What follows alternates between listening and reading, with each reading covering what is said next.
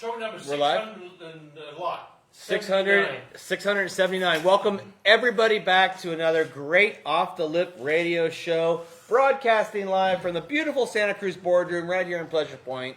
And thank you, Santa Cruz Waves, for having us live. If you are live on Santa Cruz Waves, check out the new magazine article about the Off yeah, the Lip radio show. you know what? True story. This month in Santa Cruz Waves, there's a story about the Off the Lip radio show, and it's pretty good. Yeah, I thought it worked out. Neil did a nice job. Neil Yeah. Kearney wrote that story, so check it out if you can stop by and grab a copy. And so this week you sent me a little little picture of. I saw a press release. A press release from Fred Keeley going for the mayor spot. Fred, true story? Is that True story? Okay, true story. It's not fiction. You've I thrown your hat. But Right. one thing, I'm like, what the hell is he doing? He lives in a beautiful home down in Santa Cruz, beautiful home. Likes to garden. I see him working on his house all the time. Now he's getting back into politics. We'll ask him this question, but we've had past mayors on the show, and we always ask them that question, and they shake their head every time. I don't know why I did it. But the whole system is changing, right? It's now becoming people moving into districts. Right? That's right. In June, the voters of Santa Cruz amended the charter. Right. And for the first time in 75 years, in June, they will directly elect a mayor citywide. And then So the people get to elect the mayor. People get to elect the mayor. And then there's going to be 6 council districts, Right. about 10,000 people each. Got it. And 2 of those seats will also be up in November. And then the next 4 will be up in 2 years in 2024. So you'll be the new mayor that was elected, and not Well, with the if he- secret handshake, if he because there was a wins- if he secret wins. handshake be mayor thing going on before, right? It was, Well, I want to be really clear. I'm running for mayor. Yes. If he There's, wins. there's a yeah. there's another person running for mayor as well, and so between here and November 8th, campaign, work hard, one foot in front of the other, meet as many folks as possible, reconnect with folks, and see how it goes. Let me ask you a question. So whose idea was this? Was this the missus, or was this your idea? Did you go to the missus, or the missus came to like, hey? It was actually the third option you haven't mentioned, which was Option number 3. yes, option number 3. We were I was working a lot on Measure D. Oh, got it. Yeah, my favorite topic, everybody. And not on the side you were on, sir. Well, agree to disagree. We will agree to disagree. And so I was pretty deeply involved in that. And some folks came to me probably 10 days before the election and said, we think this measure in Santa Cruz, which creates 6 council districts and a directly elected mayor, we think that's going to pass. And it did by 2/3 vote. And they said, we got to kind of get ahead of this and start thinking about what that really means for our city. And would you consider being the city's first directly elected mayor? And you said? And I said, not really. That's, I've been a county supervisor, a county treasurer, a state legislator. I teach a lot of places. I'm involved in nonprofit work and in the community as I'm asked to do. I think we're doing fine. And Your plate was full. that plate was full. Yeah. And so they persisted a bit and got me to a place where I at least said, well, I'm open to the conversation. The election happened. Now it's a reality Did you rather wait than for a the election to possibility. happen and go, let me see what punch these guys have? Absolutely. I wanted Yeah. to see, no sense talking about an office that isn't available. Right. So waited until that. And then Barbara, my wife, she and I went on vacation.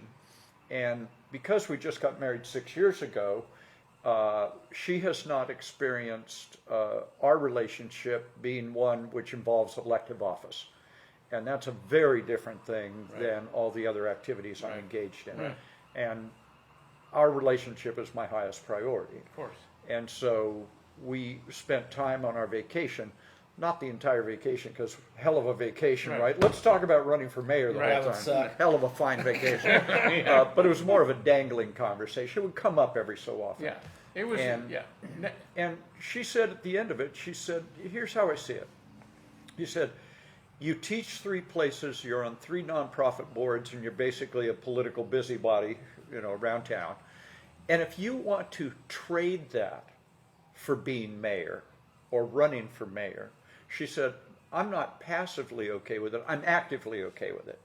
But it can't be an add-on. because there's no space left for our relationship if it's an add-on. Right. And I said, I completely agree. That had been the way the conversation had been going. Right. So once she and I were settled on it, then I started advising people that I was open to it. If that happens, can you still go to the Warrior games?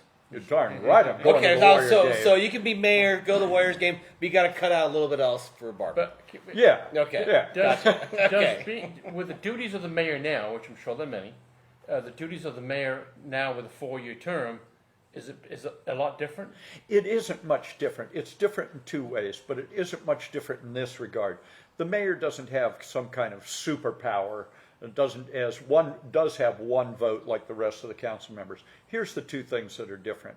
The mayor will be the mayor for 4 years, rather than selecting a mayor 1 year at a time from the city council, which gives, by having a 4-year mayor, either good or bad, you're going to have a continuity. Right. And I think that helps. The second issue, if I just finish this, the second issue is the mayor, by the city charter, is in control of the agenda and is the permanent presiding officer. Okay. And I think both of those are powers that are not terribly different than the current situation, but it'll be someone in there for 4 years. Did it need to be changed? Because it seemed like before, if the vice mayor became mayor, then they went back to vice mayor, and they became mayor again, and they went to this part, and then back to council again, and they became mayor again. It seems to seem like it was a... Well, there's a question of how did we get to this point? Right. And that is that a civil rights law firm sued the city of Santa Cruz, alleging that the at-large system of electing city council members had the effect, not the intent, but the effect of making it difficult for low-income folks and persons of color to be able to be elected to the city council. Now, some people will look and say, wait a minute, gee, our city council looks very diverse. Right. It is. That wasn't the issue. The issue is it could have resulted in that. And so the city attorney's advice to the city council and the mayor was they're going to win this lawsuit. And the city was very put off by that. So, well, wait a minute, we're sort of admitting that we discriminate or something. He said, no. That's not what you're admitting at all. Right. This is a prospective kind of litigation, but you're going to lose it. So you should do what Watsonville has done and many other cities, and that is, as a settlement, agree that you will go to district elections and give the voters the choice of whether you have 7 city council members and still elect the mayor from the council, Right. or 6 council members and a directly elected mayor. The voters chose the latter. Well, I was going to say, 4 years as mayor, that's a good term to get some stuff done. Well, first of all, can you back up for a second? Sure. He that's obviously he thought that, and like I can do something. I can make In a 4 change years. In 4 years. You could... Because if you didn't think you could make, I didn't mean to interrupt. Yeah. If you didn't think you'd make a change, I'm just going to go back to my house and continue gardening and hang out and paint the, And I think that's right. I think that's right. The compelling argument that people made to me was, look, there's no debate in Santa Cruz about the top 4 or 5 issues. But we all know what they are. It's going to be homeless, Right. very low and low income housing, drought proofing the water system, getting a new neighborhood built downtown, permanent arena for the Warriors to economically stimulate our downtown, increase the revenues for the city, and get a fair long-range development plan with the University of California Board of Regents. And Which those means what? those have to be done. What's the Can I point put of- one more on top? Sure. Crime. Yeah. I mean, we have a petty crime that's one of the highest in the world, I think. And that's, to me, I know from speaking to my neighbors, that's one of their biggest concerns, besides homelessness and the things you Right. talked about. Yeah. But we do have a way of rotating people back on the streets without really a way of rehabbing or putting efforts into getting people to stop That's right. doing crime. That's right. And there's, I talked at a wonderful conversation with Chief Escalante the other day, who I really like the idea We had him on the that show. we've got. Great guy. Yep, No I agree. kidding, great guy. Yeah, local. That's roots. the key, isn't it? Yeah. The key is the local roots. Yeah. This guy doesn't have to figure out, this guy doesn't have to figure out, what's this street, what's that neighborhood, what's the history over here or over there. He's got that deep understanding of our city.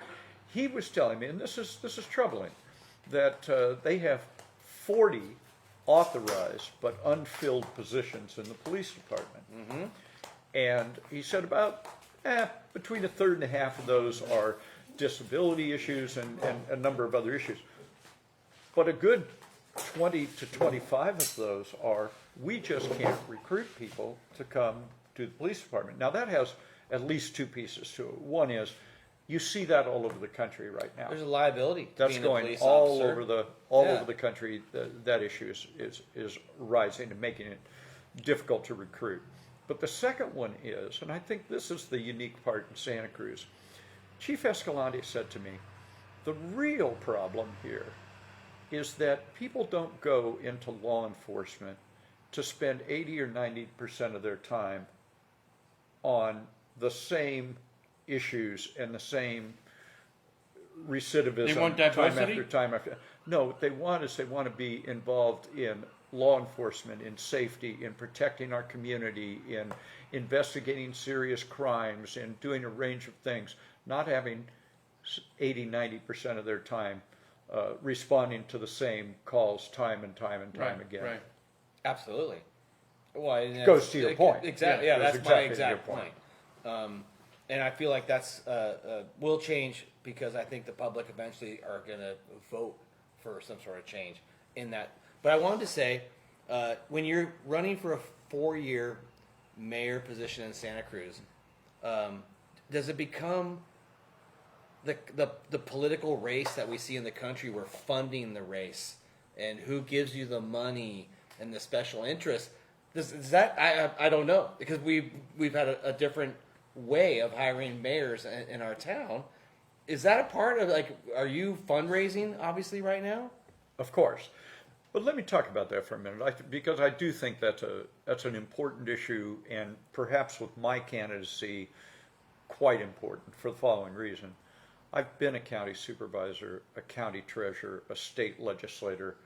Board of Supervisors, you have to raise $70,000, $80,000, $90,000, $100,000 to prosecute a successful campaign. County treasurer is not really a political job; it's an elected administrative job, so that doesn't count. But the state legislature, yeah, you're raising money all the time, Right? And because you're running every 2 years, so you're raising money all the time. So I'm very sensitive to the idea of not wanting to appear to be, because it's not true. I don't want to appear to be Boss Fred. Let me show you how the big kids do it. Let me roll into this thing with all kinds of money and everything else. You're not coming back with that resume. So here's you don't get that resume in your back pocket.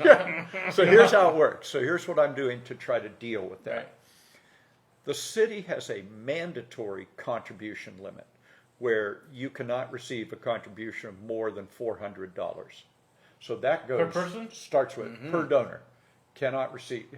And I've said, I'm not going to accept a contribution larger than $250, even lower, because I want to make it clear that there isn't some sort of renting or buying that seat from any particular interest group. Right. That means at $250 per person to run a $50,000 campaign, you've got to get a lot of small donations all over the place. Right. And that's my way of dealing with that. Great. Well, and that's going to be part of your campaign, I'm sure. Yeah. To let people know that I'm not being bought. I'm representing the small people in the community. I think that'll go a long ways. You do have a competitor. I do. And do we know who that is yet? Is that We official? do. Yeah. We'll have to have her back on the show. We have to have her on the show. Well, filing closed Friday. Right. This last Friday, the 12th, and the two people running, myself and a woman named Joy Schendeldecker, and Joy she and her husband live on the Upper West Side. He's a professor at UCSC. She's an artist. We've crossed each other's paths a couple of times so far, and she strikes me as a very nice person. She's smart. She's well versed in the issues she cares about. She doesn't have elective experience or serving on a committee or any of that kind of thing in Santa Cruz, but she's a very nice person. If she wins, do you think she's going to do a good job? The circumstances that would have to prevail for her to win Yeah. would mean she would do a good job. And let me Yeah. tell you what I think that means. We offer very different candidacies. I offer basically 50 years of experience in political world and in public policy and in community engagement. She moved to Santa Cruz in 2015. She's very engaged. She's a member of the Democratic Socialists of America. She's very driven on a range of issues. For someone with her profile to beat someone with my profile means the city wants a big change. Right. And so I think she would then be successful. Does that because scare the you? Does that voters scare would you say at that. all? Because you know that we want something that's going to be different. Does that kind of worry you a little bit, or? Here's what I know. Right. What I know is that every election has a possibility of one of two outcomes, win or lose. Yeah, right. I've had the good fortune of never being on the losing side. My Yeah. name's been on the ballot. This is the 14th time my name's been on the ballot in Santa Cruz County. I finish first every time. And 14-0. You're 14-0. that, Damn. yeah, but your wallet, here's you got your wallet. I'm saying, let's go to Vegas. no, because here's the problem. The problem is, the sports announcer like Kruk and Kite would say, "You're due for a loss," right? So you got to go out there and do it every time. So yeah. So you're going to work extra hard then, because of the Oh, there's fact only that one way to run. There's only you're one going way to run. full speed ahead. Absolutely. Can I tell a Fred story? You got one? Yeah, I got one. Is it Yeah, good? yeah. Oh, it's great. Is it going I to hurt love his it. election? No, I don't. Okay. No, not at all. But I In his view, it's not going to hurt at all. Here we go. I have certain memories of you, and one where I got fired. We'll talk about that in a second. But, Okay. But I remember first time that we had Jimmy Panetta on the show. He was not congressman yet. He was vying to be congressman. He was I'm down- running. He was running, and I'm like, I got him to come on the show. It was a big coup, right, for us. At least for me and maybe for you. Right, Big yeah, coup. yeah. And I'm down there by Bookshop Santa Cruz. I don't know why I was down there, but it's by Bookshop Santa Cruz, and I see Fred over there. His black velvet jacket, black pants, looking sharp. Kind of bummed. He looked at I mean, Right. I'm all for the warrior Sharp, gear, but I was like, what is this? I know, sweatshirt. Yeah, it's like, Right? And I said to him, I called him over. I said, hey, Fred, he's with some people talking. I said, I don't know if you remember this, but can I talk to you for a second? And he said, yeah. I said, Fred, I got Jimmy Panetta coming on the show. Do you have any tidbits for me? Something. And I remember you kind of thought about it, and you're like, yeah. And I go, what? He goes, you see my phone right here? I go, yeah, I see your iPhone. He goes, I have 10,000 contacts on the iPhone. wow. And he goes, everybody gets voicemail except one person. Do you remember that? Uh-huh. I go, oh, this is really, this is good, This dude. is the show right here. This is the show. I go, Jimmy Panetta? He goes, I go, oh, shit. Leon Panetta? Here we go. Sylvia Panetta. Sylvia Panetta. When mom calls, where can I be? Oh, yeah. Right? What can I do? Right? What I always say when Sylvia Panetta calls, I pick it up. I say, good afternoon, good evening, good morning, Mrs. Panetta. The answer is yes. What's the question? And I told that story to Jimmy on the show. I think I told him, and he's like, yeah. Yeah, that's right. Yeah, Jimmy goes, that's right. Yeah. That's amazing. I never forget that. I'll never forget as long as I live that story. But, Well, yeah. and Jimmy's a great guest on the show, He's a and great a friend of ours. But we do always mention. Well, the that first time he story came on the with show, he him. had to Uber home. He had too much to drink. Yeah, I know. Well, and luckily he has a pretty good staff who mops him up and drives him home. Oh my! We have a lot of fun. By the way, we're going to dinner after the show. There we go. You're a Warriors fan. Yeah. You got the best seats in the house. Yep. I think you've had tickets since day one. Yeah. I am a huge fan. I did about 6 years of tickets. Now I have a friend who has tickets, and we kind of share them. But my point being is, I've really enjoyed them being in this town. I feel like it's a great addition to what we offer to our community. And I've heard rumblings that things could change, maybe not. I know you know. Is there any news that you could share with people on the Santa Cruz Warriors and possibly their future in Santa Cruz? Santa Cruz Warriors came to town on just about a moment's notice, as we all remember. They stood up the arena in less than 100 days and tipped off and had a full season. At the time, Don Lane was the mayor, and he asked me if I would head up a group of folks who would stress test the financial deal that the Warriors and the city were engaged in with each other. And so we stress tested it. And what I mean by that is we took all their assumptions about revenue, cut them in half, attendance, cut them in half, did all kinds of things, stress tested the heck out of it. Kerry Burkhofer from Bay Federal was on it, and Gary Reese and a number of other people who had financial backgrounds. And we stress tested the heck out of the deal. And even under stress, the deal held up financially for the city. And so went ahead. They said, well, we'll be in town about 7 years, and then we need to have a permanent home. So get to work on that permanent home. Don't wait for 7 or 8 years to get going on it. And the city didn't, and the Warriors didn't. So what happened a couple of years ago is the Warriors said, and the city said, let's each do what we're really good at. So the city is the lead on getting a new neighborhood downtown where the Warriors arena is, and kind of think about it, 3 or 4 blocks in each direction, 2 or 3 maybe in each direction. And the city take the lead on the general plan amendment, the rezoning, the local coastal plan amendment, all that. And what the Warriors will do is not ask for 1 penny of public money. What they want is they can fund a new arena. They will finance a new arena by building around that new housing with at least 20% affordable, very low and low income housing, retail and commercial, sort of an entertainment district as well as a residential district. And which will also help downtown, which downtown's become almost like a mortuary now.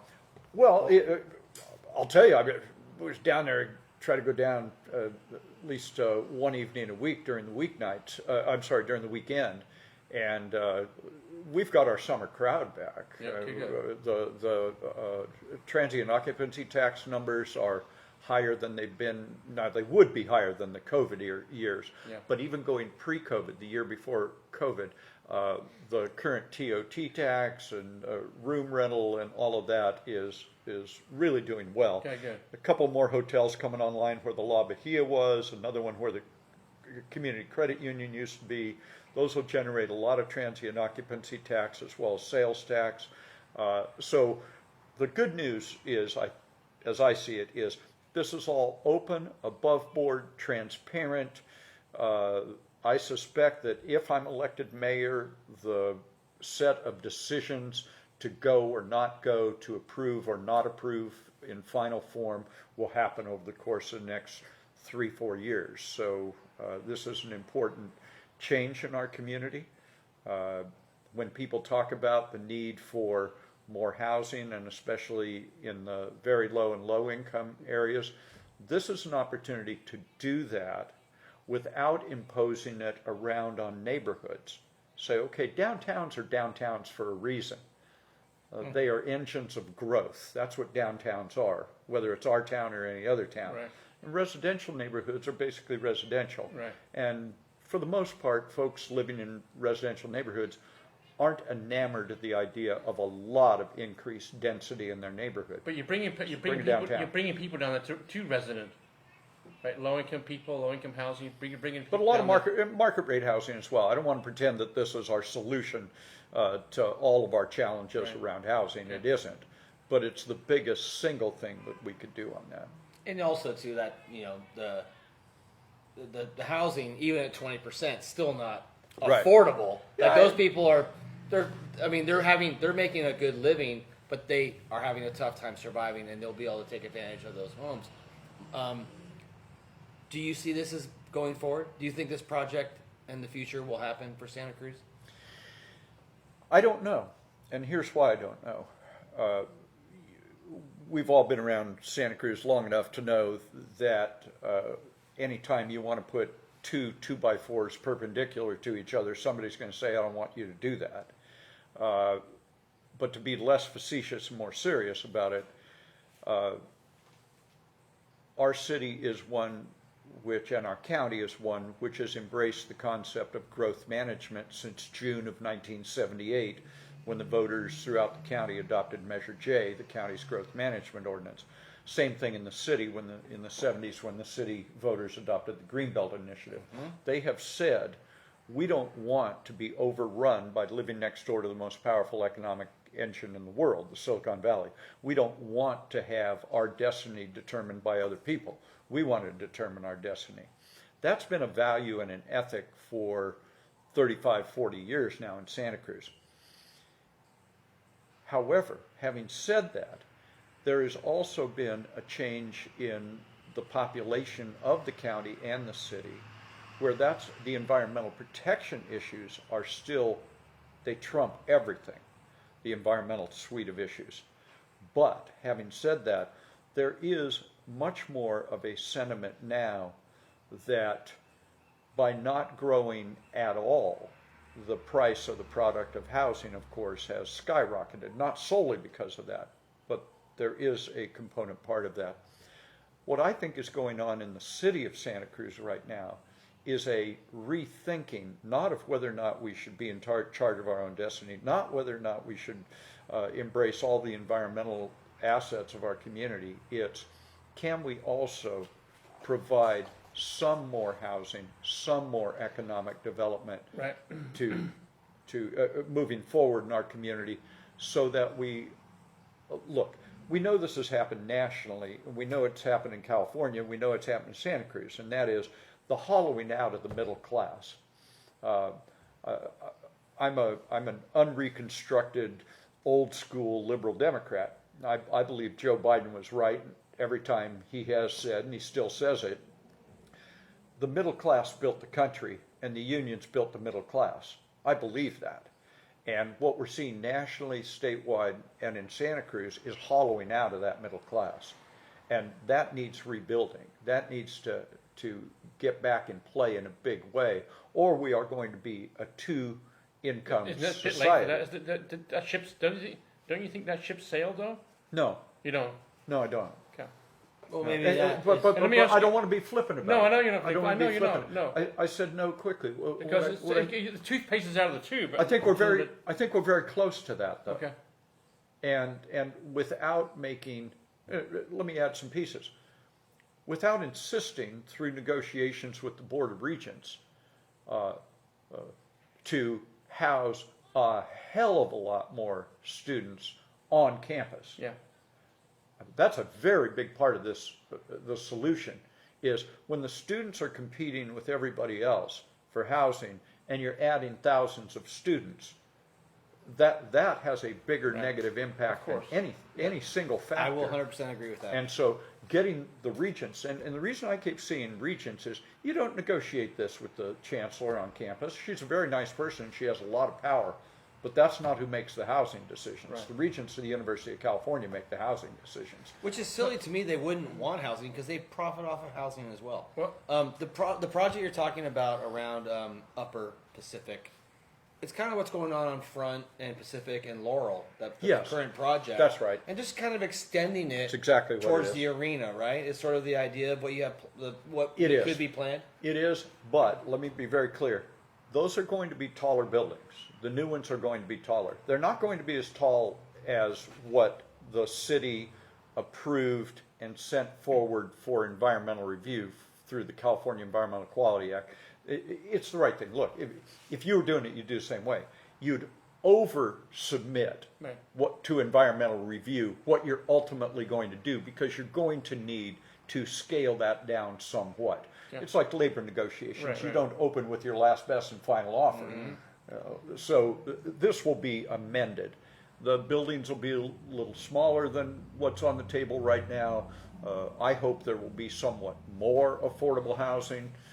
So this will be a process of negotiation in public as we move along. So I do my duty. I go my civic duty the other day. I go down to the courthouse because I'm jury duty. Jury duty. I go down there, do my jury duty. I go out the back, of the courthouse. I got to go to this room over here. They kept you? And I see 1,000 people there, and the tops and the whole homeless situation that's going on there behind the county building, and it's devastatingly. It's Big and increase. I just saw that you study. don't know what I'm like. What do you? I don't know what to think. I don't know what to say. Don't know what to feel. I just feel bad for these people. And we're in 2022. What's going to happen from 10 years from now? What do you think is going to happen with that group of people 10 years from now? Or I'm going to say in 4 years from now. 4 years, yeah, that's a fair question. 4 years from Fair now question. within your service. Right. And we've had a lot of people who've come on the show and said the word solution. We've had that a lot of times, TC. And we so found far, out there's no money there's no for a solution. There's no solution. Or is there a solution? Or do you happen to have a plan for a solution? Well, I happen to have the secret plan that's 100% guaranteed to solve the problem. Of course I don't. But course not. let me say this. Yeah. It seems to me that this is compound complex. If it was easy, we would have solved it. Yeah, Right? for sure. If having a big heart would solve it, it would have been solved as well, because our town has a big heart. I am afraid that what is happening is that the compassion meter is going down in the city of Santa Cruz around the questions of folks experiencing homelessness, because the voters have been told more than once, pass this tax increase and we will spend the money on this and this. I think what's happened, and I think this was a very large part of what happened with the sales tax in the city in June, which failed by 50 votes, is that in part it's because voters said, gee, you've told me this before, but my eyes don't lie to me. What I see is it's worse, not better. So the issue becomes, what is it you do about this? And it is complicated. But I think the minimums are this. The city does what it does well, what cities do well, and the county does what counties do, and they do well. Counties are subdivisions of the state of California. They exist to deliver health and human services for the state and federal government. They're in the social service business, not cities. That's not what cities do. Cities build things. So my thought is this, that what the city should be doing is, number one, shelter.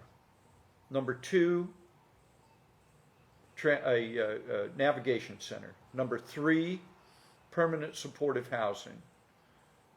All of those are the brick and mortar side that is absent right now and needs to be put in place, so that the county and the state, who are the people who deliver health and human services, have got a place and a venue and a focus on where to do that. Brick and mortar, we don't have that in Santa Cruz. We don't have room for brick and mortar anymore. But we have maybe room for a basketball team, but we don't have room for this brick and mortar. These people that need brick and mortar. Yes, we do. But there's been a Okay. huge Sure do. decrease in family homelessness in Santa Cruz, of like actual multiple unit families. There are some success we have stories. some winning right. stories. I know that's dramatically reduced.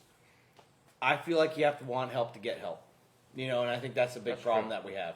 Well, I was at a meeting last night at the Resource Center for Nonviolence, which some folks whose names you would know invited both the housed and the unhoused community to engage in dialogue, and I went and observed that, and it reminded me of when I had been asked by the city a few years ago to be the convener of something called the Advisory Committee on Homelessness. It was a year-long exercise with a lot of folks and really diving deep into the issue.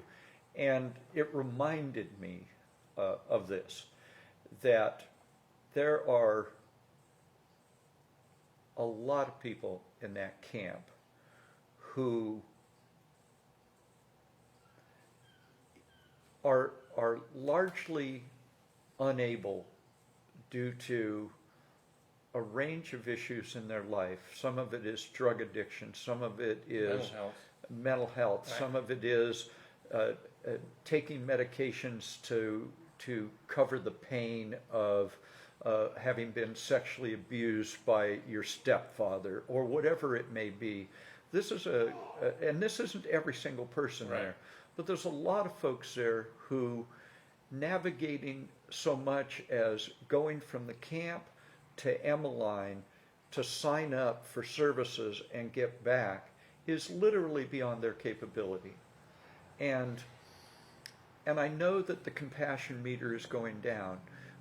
And I think the community is wearing blinkers like a horse. They're not. You drive by there, but you don't looking over there. Don't look over there. So what I continue to learn through these engagements with folks who are living outside is that it's as compound and complex as those of us that live inside. Right. And I just don't know whether my neighbor next door is, selling fentanyl, or the person, 3 houses down is beating their wife, or whatever it might be. But you see a large concentration of folks who have had lots of maybe made some very bad choices in their life as well. I'm not saying that they're all victims. Right. I'm saying it's some combination of making bad choices and not having good choices to be made to begin with. But we are a compassionate, caring community. We lose that compassion if we see no progress. And so what I'm committed to is working with the colleagues on the city council, working with the social service providers, working with the folks who are unhoused, and move forward on this shelter, navigation, permanent supportive housing, pour the services into those, help folks out. Now, what you're going to be left with, though, you got to remember this. We don't institutionalize people for the most part in California anymore. We haven't for decades. So we are going to end up with some folks who say, I choose not to do that. I choose not to go into the system. Mm-hmm. That's going to be the biggest set of challenges. Right. What happens then? And I don't know the answer to that. I suspect it means managed camps. But managed camps can't be our only solution, because it doesn't work well, and we know it doesn't work well. It's not good for the folks in it for the most part. It's not good for the rest of us. If you become mayor, yes, sir. When you jump into the, do you think you're going to be swimming upstream for a while, or do you think you're going to be going downstream? And if you're going upstream, do you think you can turn it around so you can be going downstream? Do you want to torture that analogy a little more before I answer, or do you want to just keep going, or shall I bail you out? Making up the fish ladder. So there's 8 steps. Fish ladder. Okay, then hang on a second. Story number 2 about Fred. Story number 2 about Fred. The only time I've ever got fired from a job in my life was with Fred. You got fired because of Fred? I got fired. Yeah. Because of Fred. Because of Fred. I see. There's a causal relationship. It has nothing to do with you being a complete goofball. No, it doesn't have anything to do with that. So explain, how did you get fired? He's probably right. It was probably my fault, but he was in the room. So come on. K Squid. I worked for K Squid. My first show, my first interview. I'm going, I got Fred Keeley coming on my first interview. And K-Squid's, that's a big gig. Yeah, it's a big gig. Fred's coming on the show. He's a big fish, right? Going back to fish. Swimming upstream and downstream and sideways. The fish ladder. Next day they go, boom, out, you're fired. Yeah. Wow. That was 2 KSCO. It was too having too much fun with Fred. Oh my goodness. And we go, well, actually, I think I'm going to say this right now. We both got fired. We both got fired? Yeah. You know what the difference is? What? I've been back 3 times. Only one of you got fired. Yeah. Sorry, Neil. Well, of course not. Yeah. Fred's still there. Yeah. Fred stayed. God, you got fired. He could have said, he could have lied a little bit. I could have. Okay, so often when we have mayors on here, they always say it's money.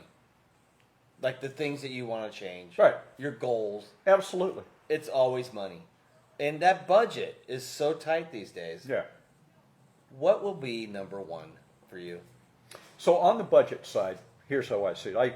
I teach public budgeting in the graduate program of public administration at San Jose State. I was on the budget committee in the legislature. I've felt for a very long time that if you want to make positive change, you better understand budgets. If you and the reverse is true, which is if you want to make real change and don't understand budget, you're probably not going to make much change. Right. Let me tell you what I'm not saying here. My definition of being cynical is that you know the price of everything and the value of nothing. So I'm not trying to have a cynical approach here. I'm trying to have a skeptical approach, which I think is healthy. The city budget has gotten a couple of favors done to it in the not too distant past. If you think that the sky is falling rhetoric coming out of City Hall is bad right now, had Jerry Brown not been the governor, it would have been worse, and here's why. When he came into office, he was dealing with budget deficits. When he left office, he was dealing with budget surpluses. During the budget surplus period before Gavin Newsom was elected, Jerry Brown took budget surpluses and paid down the public employee retirement debt. Every city and county in California has an unfunded liability problem. Jerry Brown took billions and billions 2 years in a row and paid that down for every agency. Santa Cruz is a major beneficiary of that. So we start with the point that there's a challenging budget, but it's way better than it would have been. Next issue.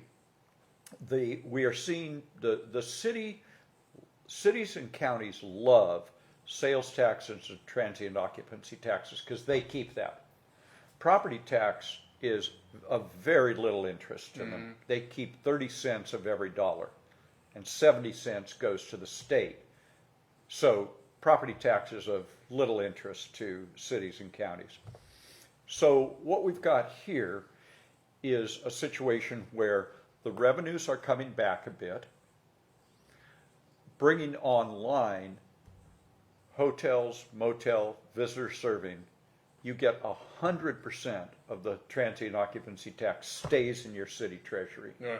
The resulting spin-off sales tax, that's shared with the state, but a lot of it comes directly and stays with the city. Okay. So if you're looking out in the future and saying, well, whether that's, let's say, 3-4 years, 8 to 10 years, what you want is you want to be able to have TOT and sales tax spinning off into your city, because that's what's going to pay Is it the for district these tax that increases. stays in the city? I'm sorry? The district tax? Is that what stays in the city? District tax, I'm sorry. Well, because when I pay my sales tax to the BOE, Yes. there's a district tax I pay. I see what you're besides saying. I see what you're saying.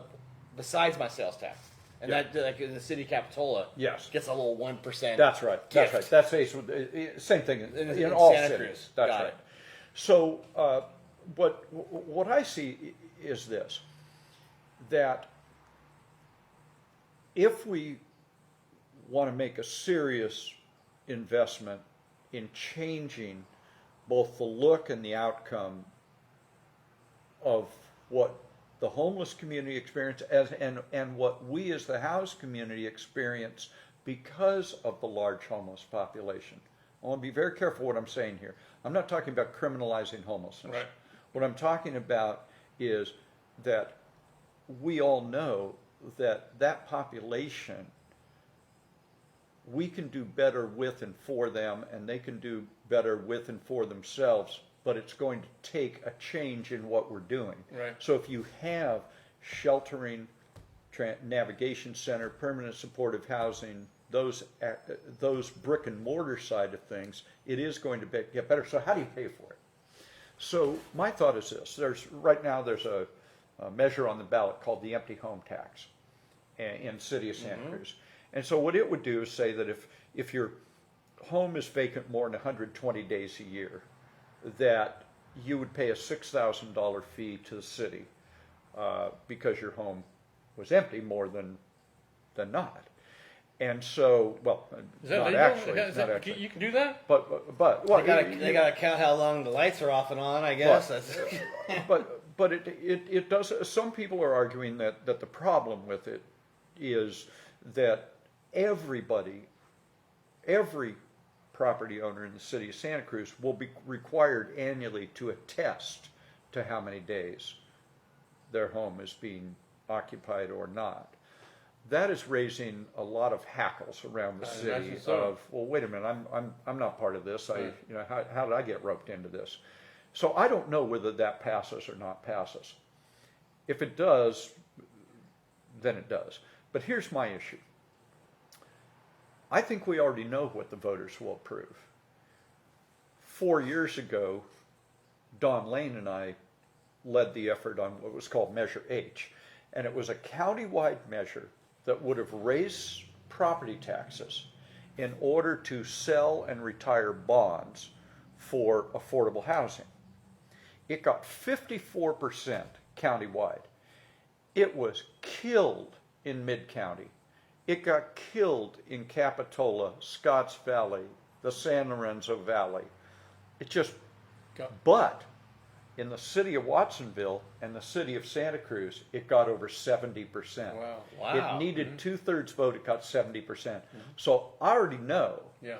if I'm elected mayor, what will the voters pay for? What will they raise? Yeah, but They'll here's- raise their property tax if the package is the right one. Right. And so if we want to do these things like shelter, navigation center, etc., and we want to do very low and low income housing, Yeah. then we do that because the voters have already said yes to that. Yeah. It's just that they didn't say yes throughout the county. Right. So you put it on, you negotiate the right package Yeah. in public with the community about what goes into that. Right. And that, I think, is the right way to go. Now, listen, the empty home tax passes, that's a different issue, but I think I have what I like to call, and the game empty, plan. empty home tax people get upset with me because they don't want me to say this, but I say, I've got your backup plan. Right. If it doesn't work, I got the backup. But I can just say one more thing Sure. on this. In addition, a part of what I teach at San Jose State in the graduate school on public budgeting, part of it, you have to teach taxes, right? And so when you survey economists, liberal, conservative, doesn't matter, they will tell you that what they call a good tax has 3 features to it. It has a low rate, it has a very broad base, and it has ease of administration. That, I think, is what the bond measure is. Right. It's a very small, it's a little tiny incremental increase in property tax, but because so many people pay property tax, every property owner is paying it, whether they're the owner's the owner, whether who's inside is a renter or a homeowner, everybody, So you've got a big denominator, a small numerator, and very easy administration. Yeah. And the question then is the right package in front of the voters? We're gonna find out. You got a website? Yeah. I do. Of course, he's at a website. I am. It's We're ready. FredKeeley.com. KeeleyforMayor.com. KeeleyForMayor.com. That's Keeley.com. ForMayor.com. ForMayor.com. There we go. And then if somebody wanted to put $5 on that website, they could do that. There's a little donate button. Donate button. There we go. He's Not on more, Insta- not more than $250. How long until signs are printed? My intention is, it seems to me look, we live and breathe this kind of stuff, we love it, and you can talk to us in the winter, you can talk to us in the summer, we love it all the time. Voters, however, have real lives, unlike us folks, and they dial in really Labor Day to Election Day. Facebook page, Instagram page. They're gonna is that alive and kicking? Yeah. Social Yeah, media? yeah. Not really? Yeah. Well, the campaign has, Yeah. Dragged me into the 21st You better hire a century. 25-year-old kid. who knows Yeah, what he's doing. that's exactly who's managing that. Yeah, right. Now we're about to have Cindy Busenhock come on the show here to talk about. We're going to talk about. Hang on. Absolutely. We're going to talk about his dancing career. I heard he was a hell of a dancer. Can I Ballroom leave dancing, now? was that your deal? Can I leave now? Ballroom dancing? No, I don't Is that right, Cindy? It is right. Okay, so Fred, could you mind taking the? Fred, would you mind swapping places with Cindy just for a few minutes? Like a year or two? That would be great. Cindy, good to see you again. How have you been? Good. Hi, Cindy. Hey, how are you? Nice to see you. Welcome, Cindy. Merge 4. Okay. Come on, blowing up? Come on. Is it blowing up right now? The best socks in the world. What are you talking Kidding me? about? You got them Yeah. on right now. You got There you yours go. on, right? And while he's still hot on the presses right here, Yeah. can we just talk about his dancing? You mentioned to me Sure. today. Yeah, his So dancing. first off, thank you for volunteering and all the things that you do. We appreciate that. One of the standouts for me is your dancing skills at the Santa Cruz Ballet Theater. Whoa! Hang on. Yeah. Hold everything. My daughter was a ballet dancer for many years there, and I actually have jokes about that. She, the late Bob Lee was her ballet dad for many years. My daughter was Clara at one point, and I always made jokes with Bob saying, like, you better put money in her college fund because it's expensive being a dad, man. Start it now. So yes, So thank you for that. He's And so he's a hell of a dancer. hell of a dancer. Yes, he's in the party scene, and I hope to see you again this year in the party scene. Yes. And Oh, in no case problem. you haven't gone to, like, a little plug for the Santa Cruz Ballet Theater, in case you haven't gone to go see the Nutcracker, it is such an amazing event Okay. to go to in the Santa Cruz County. So for TC sure. had to go deal with a little problem down here at the gas station when someone broke in. So you want to talk about the Tim Brush? Yes. We'll talk about the Tim Sure, Brush sure. skate contest. And we won't be a couple minutes, and then she's got a big gift for you too. By the way, it's in my car. Yeah. So yes, October 1st and 2nd, there is a professional bowl contest going at the Mike Fox Skateboard Park. Many thanks to past Mayor Hillary Bryant for that, because she's really helped move that event from San Jose into Santa Cruz, where it rightfully should be. All kinds of pros in the past have come. You'll see people like Steve Caballero, Lester Kasai, Christian Asoy, Steve Alba, Nicky Alba. There's been many kind of skateboard Hall of Famers Right. that have gone. And there's many divisions as well, from young kids all the way up to So it's a pros and legends. Right. So if it's a you will. contest for everybody. It's a contest for everyone, and I can't tell you how excited I am about having it in Santa Cruz County. It's just so we're happy to have it here, Right. and again, it's just the city and Public Works and the fire department, and everybody has been so kind and so helpful to get this contest up. And And so, going. when's it again? October 1st and 2nd. Okay. So somebody wants to. Is there a website or You can go to Facebook page? timbroshfoundation.com. Okay. How do you spell that? TIMBRAUCH Okay. foundation.com. And you can sign up there if people want to Yeah, compete. we could also sign up there as well if you want to volunteer. Okay. Should be a big event. Yeah. Lots of amazing people that are coming to help. And you still want support? Are you still needing support from people like the boardroom or from? Heck yeah, Hey, here comes TC. You need it here. yeah, of course, you gonna of course. Huh? The gas station got broken into. Oh. There's 5 cop cars on there right now. All hell's breaking loose. Sorry. It's all right. So the Tim So, Brush contest. This Tim Brush contest is going to be huge. Say it to. so also we want you guys to come in, and we really want to make it a community event. So you'll see people like Pacific Arts Complex come in and do dances. Hopefully we can get some bands in. Yep.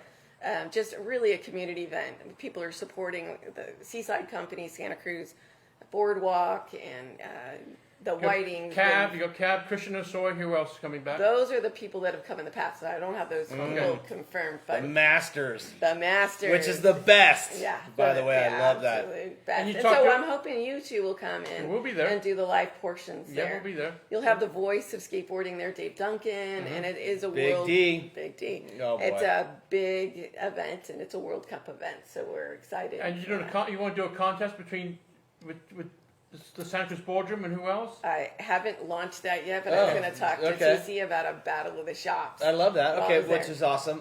And plus, we want to help support it because we support all the community events. Yeah, love that. And about you. plus, Tim was one of the best people on the planet. Ever. Yeah, and so Yeah. the fact that you do to this day carry on his legacy and continue to let people know how awesome he was makes me very proud. I hope he looks down at this and smiles. Like the foundation in particular does a lot of amazing things. They mentor young kids. You know, they send.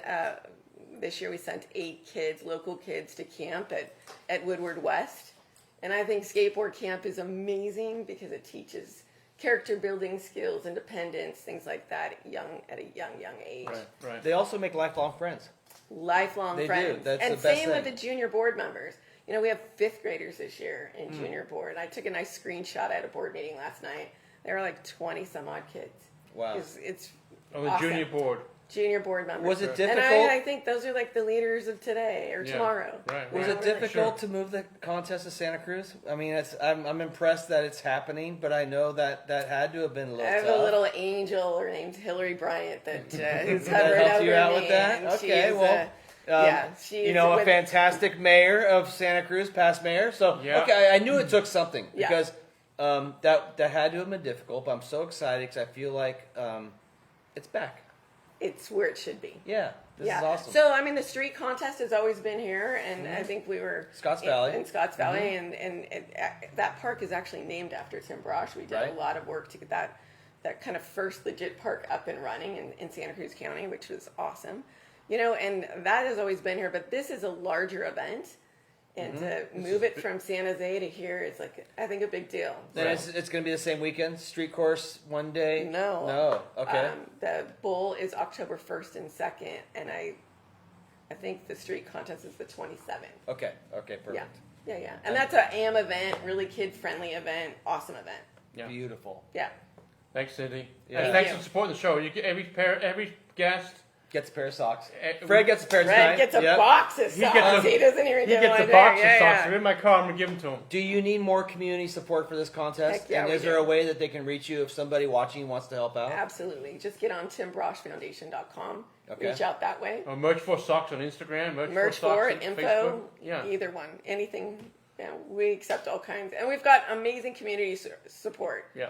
You know, some amazing community I am support. really proud of you because we as a business we jumped on Merge 4 right away. I Thank knew you. that you and the people that you surround yourself with are amazing, and I will truly attest that it is the best pair of socks you No can buy. question. Hands down. I mean, Thank you. I appreciate it. We I worked really literally hard. turned my stance into rags for the race shop, and I only wear Merge 4 every day of my life. Thank you. And, We appreciate and so that. I keep up the great work. You know, you were actually you and on the beach in Carmel were the first 2 shops, and it's kind of again a community spirit. You know, Yeah. Rob Roscott was really, really supportive. He was one of the first shareholders, and really, really supportive in the sense that I kept tweaking a sock. You know, Yeah. Yeah. And Mr. Kawasaki helped out a little bit. love Guy Kawasaki. He's the best mentor Yeah. a person could have. Yeah. Thanks, Well, I'm Guy. really proud because you're. I'm seeing the success and the accolades of the product that thank you're you. making. So Yeah. keep up the good work. Thank Can't you. wait for the Tim Brosh contest. It's going to be amazing. So excited. Yeah, it's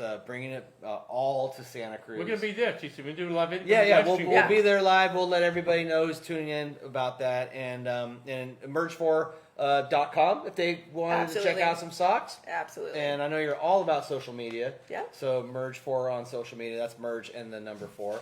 Perfect. Cindy, thanks. you guys are awesome. Yeah, Thank great you. to see you back. Mike's back to you, my friend.